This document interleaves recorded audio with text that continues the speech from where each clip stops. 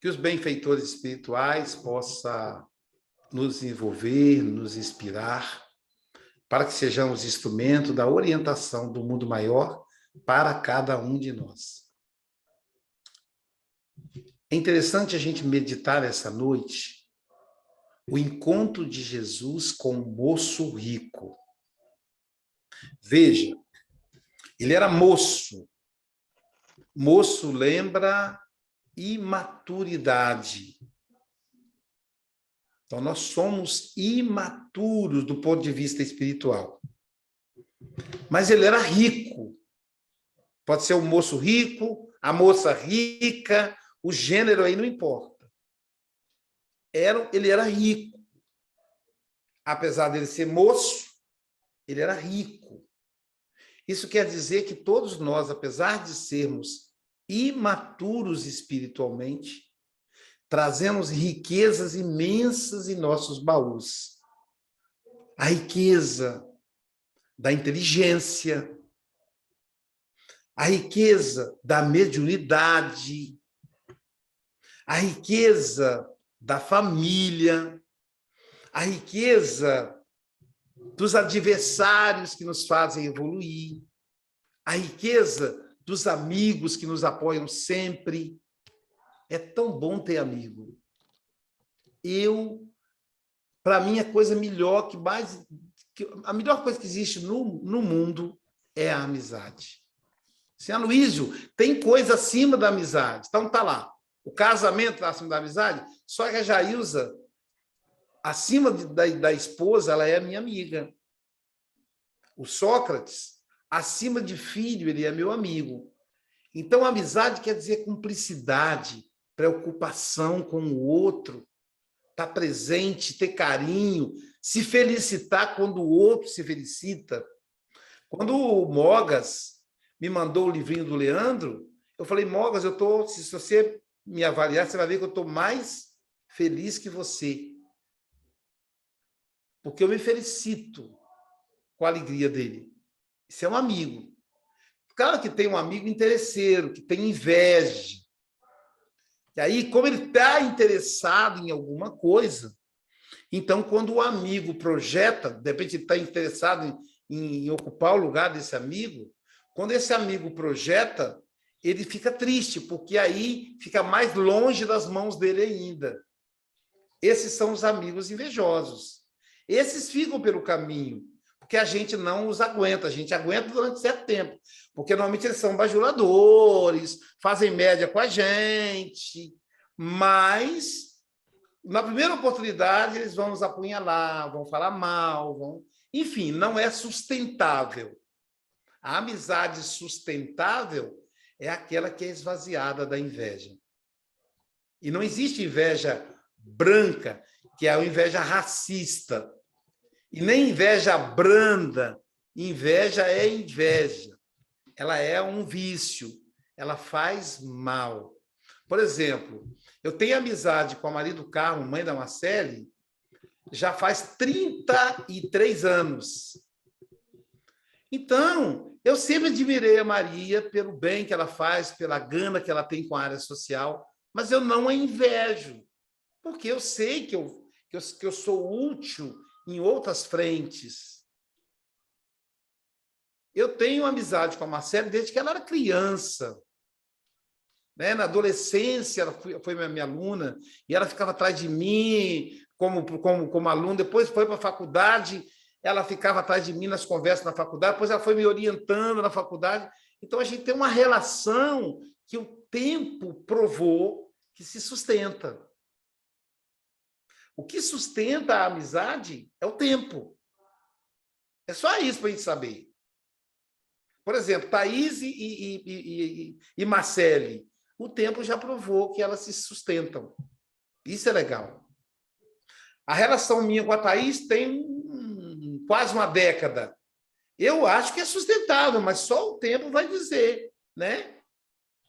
Com o tempo, algumas pessoas se afastam da gente. A gente se afasta delas. De preferência sem... Como é que usa do direito? Sem litígio, né? Separação sem litígio. Então, são riquezas Nós somos moços imaturos que usamos mal as nossas riquezas. O moço rico. E no diálogo do moço rico com Jesus, deixa eu ficar vigiando o tempo aqui para eu fazer o que eu me propus. No diálogo do moço rico com Jesus, ele diz assim: Senhor, como eu faço para encontrar o reino de Deus? Em outras passagens, Jesus já respondeu aonde está o reino de Deus. Ele já respondeu: está dentro de nós. Mas a resposta para esse moço ela era específica. Onde posso encontrar o reino de Deus? Ele, conhecendo o moço, era um moço rico, rico de informações. Ele era judeu, ele passou a infância dele na conformação judaica. Essa era a maior riqueza dele. É como Marcele. Qual é a maior riqueza da Marcele? O espiritismo, que deu a ela conduta moral para se conduzir frente aos desafios do mundo. Qual é a maior riqueza da Thaís, que eu conheci tão bonitinha, Thaís, pequenininha, né, Marcele? Bebezinha lá. Qual a maior riqueza da Thaís? O espiritismo. Thaís atravessou vale de sombras o tempo todo e equilíbrio aqui e ali, igual malabarista. Atravessar, lá em Minas Gerais, é a Pinguela. Não sei se vocês já ouviram falar na Pinguela. Marcelo conhece. A Pinguela é uma ponte que só tem um tronco. Então, você tem que equilibrar, senão você cai no rio. Ela não é uma ponte com uma tora só. Você anda em cima da tora. Então, Thaís andou e ainda anda muito em cima da Pinguela. E o que faz com que ela não caia no rio e se afogue? O espiritismo. É a maior riqueza, que também é a minha maior riqueza. É a minha maior riqueza, gente. Nessa vida é a doutrina espírita. Nada mais. Eu amo a psicanálise. Quem me conhece sabe disso. Eu até estava pensando, o que eu vou tatuar? Estou pensando em fazer uma tatuagem, né? Mas preto, não sei se parece tatuagem. Thaís fez, deu certo. Thaís não é tão preta quanto eu. Mas eu vi uma moça lá, quase que eu cheguei lá na academia, quase que eu cheguei perto dela e falar, aqui, deixa eu ver se eu sou da sua cor. Mas ela ia pensar que era uma assédio, então mas eu fiquei imaginando. Aí eu pensei, já sei. Num braço, eu vou tatuar, porque o braço é onde não tem muito cabelo, então não escurece tanto. Vou tatuar o pai e a mãe. Vou procurar um cara que sabe, tem gente que faz isso, consegue fazer isso. E no outro braço, eu vou tatuar o Freud. Depois eu pensei, não. No outro braço, eu vou tatuar Jesus. São as minhas, de um lado, as minhas bases no mundo físico, e do outro, as minhas bases espirituais. A minha base espiritual. Então, esse moço era muito rico, porque ele foi educado no judaísmo, a mesma religião de Jesus. Vai lembrar que Jesus era judeu. Aí Jesus falou para ele assim, cumpra os mandamentos. Tipo assim, você já tem o tesouro, cara. É com você, é só você fazer. O tesouro está na sua mão. Aí o moço falou assim, não matar, não comer. Ele declamou os mandamentos. Ele sabia de qual. Aí ele falou assim, mas Senhor, eu tenho feito isso desde a infância. Como faço para entrar no reino de Deus? O que ele mostrou? Que ele tinha conhecimento teórico, mas ele não conseguia colocar isso para dentro. Fazer isso se transformar em felicidade íntima, em transformação interior. E aí Jesus olha para ele e fala, meu Deus, você quer mesmo isso? Tem certeza? Você não quer continuar aí, na superfície? Você quer dar esse mergulho para dentro mesmo? É sério que você quer? Porque o que o jovem perguntou foi uma coisa profunda. Poucas vezes Jesus foi interrogado sobre algo tão profundo. E daí adveio uma resposta profunda. Vá. Vende tudo que você tem Aí a Thaís vai dizer assim, então é para eu vender a minha moto? É para eu vender a minha casa, agora que eu consegui construir uma mansão para me hospedar lá nas praias de Setiba? Você tem isso, Thaís? Então, quando você morrer, a moto vai com você para o mundo espiritual? Não, então não é sua. Então você não tem. Ah, Marcelo, você quer que eu venda até o Galvão, Aloísio? Ué, então quando você morrer, o Galvão vai junto com você e isso vai ser um caixão de casal? Não, o Galvão vai para o mundo psíquico dele e você para o seu. Se tiverem afinidade, beleza. Se não, oh meu Deus, onde estará a Marcelo? Será que ela está no Umbral, no Dois Brau, no Carlinho Brau, no James Brau? Entendeu? Então, cada um vai para o seu mundo psíquico. Jailza vai para o mundo psíquico dela. Espero que seja o mesmo que o meu, mas não necessariamente. Por quê? Porque nem Marcele possui Galvão e nem Thaís possui a moto. É para vender tudo que você tem. Marcele não tem o Galvão. Thaís não tem a moto. Ela é usufrutuária da moto. Tem aquela brincadeira no Instagram, no TikTok. Saiu. No TikTok, quando você morreu, o gato é meu. Não tem isso? A criança fala, quando você morreu, o gato é meu. Menino, não faz essas coisas. Quando você morreu, o gato é meu. Ou seja, o gato não vai, ele vai ficar. Então, já tem até o herdeiro, né? Marcelo deve ter o herdeiro. Tem alguém que diz assim, Marcelo, quando você morreu, o gato Galvão é meu. Né? Então, vende tudo que você tem. E as pessoas pensam que é vender a casa, o carro. Não tem. É o que você tem, o que é seu. E distribui com os pobres. Aí começa a ficar claro. Já pensou se a Thaís for distribuir a moto com os pobres? Não vai dar certo. A Marcela distribuiu o Galvão com os pobres. Você que aí está solteira, está carente, estou aqui distribuindo meu marido com vocês. Não dá certo. Então, distribui com os pobres. O que você tem? Qual é a sua riqueza? O espiritismo. Distribui com os pobres. Estamos aqui na saída. O que você tem, Thaís? Espiritismo. Então você consola alguém que está querendo suicidar. O que você tem, Vânia? O espiritismo. Então escuta uma pessoa aflita. O que você tem, Sérgio? A doutrina espírita. Então faça oração para alguém que está precisando. O que você tem, João Luiz? A doutrina espírita. Então, é o que a gente tem. Por que é meu? O espiritismo é meu. Você quer dizer que você é dono do espiritismo? Do meu espiritismo eu sou. Cada um é dono do seu. Os conteúdos da doutrina espírita vão comigo para o túmulo. Aqui a Sheila, aqui, ó. Tá vendo? Vai. Vou lá para o lugar dela, junto com o espiritismo. Brincadeira. Mas o conteúdo do espiritismo vai comigo para o túmulo. É mensagem de vida eterna. Então, é minha obrigação, segundo Jesus, distribuir com os pobres. Então, vamos lá. Vai, vende o espiritismo. Então, é pagar dinheiro com o espiritismo? Vai perguntar ao João Melo. Igual eu ganho com as joias? Não, João. Vender significa se abrir mão, perceber que você é dono, mas que você pode dar também, que não perde. Essa é a beleza desse patrimônio, desse tesouro. Quanto mais você dá, mais você ganha. Né? Quanto mais a gente fala da doutrina espírita, mais aprendemos a doutrina espírita. Tá bom. Mas aí vem o final, vem mais um pedaço. Ó.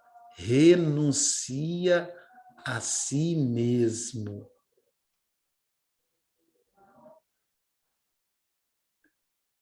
A riqueza é um convite à renúncia. Não, Aloísia. Aloísio, o João Melo, que é ourives, vai dizer assim, Aloísio, a riqueza é um convite ao apego. Não, a riqueza desse moço é um convite à renúncia.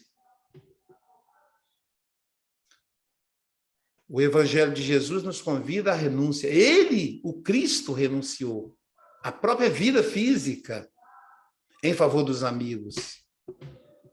Então, é um convite à renúncia. Renuncie a si mesmo. Mas por que renunciar a mim mesmo? Quem sou eu? O que sou eu? O que eu acho que sou, não é. Isso é renunciar a si mesmo. O que eu acho que sou, minha camisa azul, que eu herdei do seu Joaquim, combinou com o fundo da Sheila. O que eu acho que sou, não é. Eu achava que eu era um menino pobre. Não sou. Eu achava que eu era feio quando criança. Não sou. Sou bonito. Descobri que eu sou muito bonito. E também sou humilde, já perceberam, né? Eu achava que eu era dono da casa espírita. Não sou. Eu sei que às vezes parece que eu ajo com dureza, com firmeza, mas eu tenho consciência que não sou. Na minha idade a gente chega a essa consciência. Mas eu tentei ser dono e tomei na cara. Aliás, não tentei, inconscientemente. Mas as pessoas deixaram claro para mim, Luiz, você não é um dono. Porta da casa, as portas da rua, me botaram para fora. Marcelo sabe da história. Me botaram para fora. Me botaram para fora de uma casa espírita que eu adquiri o terreno, que eu fundei e que eu iria construir. Me botaram para fora da própria casa que eu fundei e que consegui o terreno, porque não é minha. Então, tudo bem me botar para fora. Então, renunciar a si mesmo. Tudo aquilo que nós achamos que somos, não somos. E o Cristo nos ensina. Pronto. Agora é só seguir Jesus. Depois que a gente descobre isso. Que Jesus nos abençoe.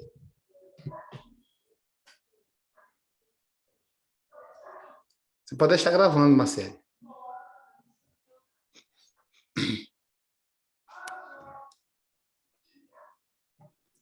Perguntas, participações? Eu fiquei até sem saber o que falar. Deixa eu botar aqui, peraí. Você vai dar início, Marcelo?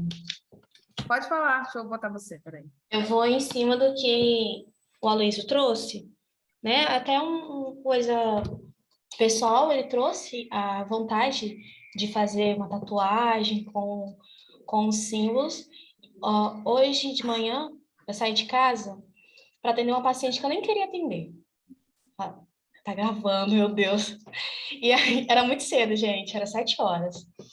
E aí eu falei, gente, não tá dando evolução, e a gente começa, depois cai tudo de novo. E aí, quando nós chegamos aqui, a situação era completamente diferente daquilo que eu imaginei quando eu saí de casa. Ela é uma jovem, um pouco mais nova que eu, tem muitas tatuagens, e ela, né, desloca tudo para isso, ela vai transferir todas as suas feridas para tatuagem num processo, né, emocional. E aí ela trouxe, né, para mim que esse mês era o mês dela, que era o mês de despedida. E aí nós conversamos sobre isso, sobre todas as dores da ideação suicida. Eu falei para ela sobre ponto e vírgula. Nossa vida existe isso, é um ponto e uma vírgula. Tem horas que a gente quer parar e dar um fim nisso, mas existe uma vírgula ali para dizer, olha, você quer parar, mas é só um pontinho, segue adiante, existe uma vírgula. E ela saiu daqui com essa ideia que nós, né, falamos. Quando foi 3 horas da tarde, ela tocou o interfone, eu estava com outra paciente, pediu para subir. Só que eu sei o caso dela é emergência, pedi desculpa e desci. Quando eu desci, ela me mostrou que ela tatuou um ponto e uma vírgula bem aqui. Para a hora que ela sentir vontade de tirar a própria vida, ela olha o ponto e a vírgula. E aquilo ali me emocionou bastante. A Luísa trouxe o que é importante na vida dele. E eu também fiz o ramo da videira, aqui, que é o Evangelho. E o que me sustenta em alimento e que sustenta a minha alma, que é a psicanálise. E se eu não olho para isso, eu paro. Muitas vezes, na nossa vida, nós nos sustentamos em outras pessoas, sabe? Ele começou a palestra falando de amizade, e em amizade, em outras pessoas, em outros espíritos, nós depositamos realmente a nossa vida. Se minha mãe não me ama, se meu pai não me ama, a minha vida é terrível. Se meu marido me traiu, eu não vou conseguir mais viver. Se eu não tenho o amor dos meus filhos, se meus filhos não seguem aquilo que eu acho que é ideal para ele, isso é um tormento. A gente sempre busca alguém para ser um gigante na nossa vida e para a gente nos apoiar. O próprio Espiritismo traz, né, uma reflexão muito grande que nós viemos apoiados em ombros de gigante. Enquanto a Aloísio falava, eu lembrei de uma palestra que eu assisti, onde um homem falava sobre Chico. Chico assistiu uma palestra e uma expositora, ela trouxe o verdadeiro amigo de Jesus. Ele diz que o amigo de Jesus é o Evangelho. É no Evangelho que a gente não vê julgamento. É no Evangelho onde a gente pode depositar as nossas dores. E quando chegar do lado de lá, nós espíritos aqui, falando, a gente diz assim, poxa, se eu soubesse realmente disso, se eu fosse um pouquinho mais fiel a isso, eu faria diferente. E a gente fecha muito os nossos olhos. O próprio Emmanuel traz para a gente uma poesia linda que é, se eu soubesse, nós sabemos. Eu digo assim, se eu abrir meus olhos. Né? Porque se a gente abrir os nossos olhos todos os dias e falar assim, isso daqui é possível fazer. O que é o Evangelho, gente? O Evangelho não é... Tá aqui, ó. Não é propaganda não, tá, Luiz? Não é o que está escrito. O Evangelho, muitas vezes, é o que está no nosso coração. Se a gente confiasse mais um pouquinho no nosso potencial, no amor que a gente consegue propagar o Evangelho para o mundo. Jesus, ele não precisou de muitas palavras. Hoje eu fiz uma citação boba, mas aquilo dali foi um Evangelho. Aquilo dali pode salvar vidas. Um olhar de amor salva vidas. Então, eu estava precisando de ouvir isso, tá, Luiz? Eu abri aqui porque minha paciente cancelou comigo agora. Mas foi muito importante para reafirmar individualmente que continua. Às vezes você não precisa estar falando de Jesus, mas você está praticando o Evangelho. Então, só quero agradecer e compartilhar essa experiência que eu tive hoje com vocês.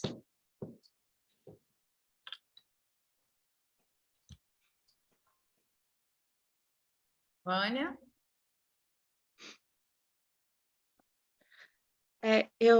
O que me pegou hoje na palestra do Luiz foram duas coisas: apego e seguir. Eu comecei numa casa espírita e eu trabalhei por muito tempo na evangelização infantil. Eu acredito que eu estava muito apegada, né? Nessa casa, eu vi pessoas que eu acreditava que eu ia trabalhar pela vida inteira e elas foram saindo, a ponto de eu trabalhar 6 meses na evangelização infantil sozinha. Mas depois foram chegando outras pessoas. O trabalho foi aumentando, até que chegou o momento que eu percebi que as portas estavam se fechando para mim. As coisas aconteciam na casa de forma para que eu saísse. A primeira coisa foi a evangelização infantil. Depois foi os trabalhos mediúnicos. E aí eu comecei a ver outras casas. Fiquei uns 6 meses, mais ou menos, na Aliança Espírita. Depois eu fiquei mais 9 anos no Grupo Noel. Entrei no Nosso Lar, que é a casa que fisicamente aqui perto da minha casa eu trabalho. Entrou a pandemia. Encontrei o café com o Evangelho. Encontrei vocês. E hoje eu trabalho às quartas-feiras com a Luísio, na fluidoterapia, onde eu gosto muito. Trabalho aqui, assistindo as palestras e de vez em quando. Na verdade, fui uma vez convidada pela Marcele, graças a Deus, né, porque eu estou desenvolvendo isso. E eu comecei a perceber o seguinte, né, que Deus vai colocando a gente onde precisam da gente e onde a gente precisa estar, para descobrir que não é físico, não é material. Eu acredito até que eu ajudei mais gente dando um abraço e falando boa noite do que fazendo outras coisas. E sem perceber.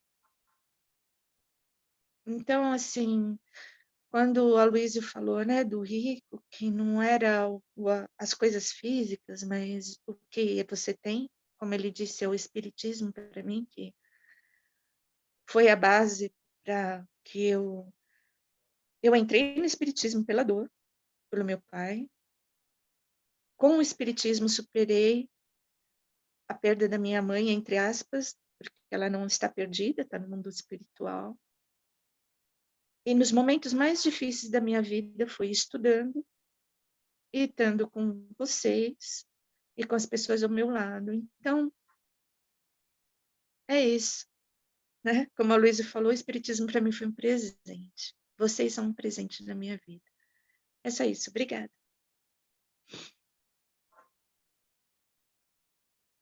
João queria falar também. Eu não sei, eu não estou conseguindo ver quanto tempo a gente ainda tem. Temos 4 minutos. Ah, tá. É melhor fechar e abrir de novo. Que aí dá oportunidade para quem quer falar. Dá tempo? Dá sim, em 4 minutos. Tá bom, então. Agradecer a todos aí pela palestra do nosso irmão e amigo aí. Há uns anos atrás, há uns 2 anos atrás, eu pensei em parar com o trabalho com as crianças e jovens no esporte, né? E aí o Café com o Evangelho, junto com o ajudador, ajudado e mais esses atendimentos. E como eu te machuquei o pé, eu retornei de novo a trabalhar.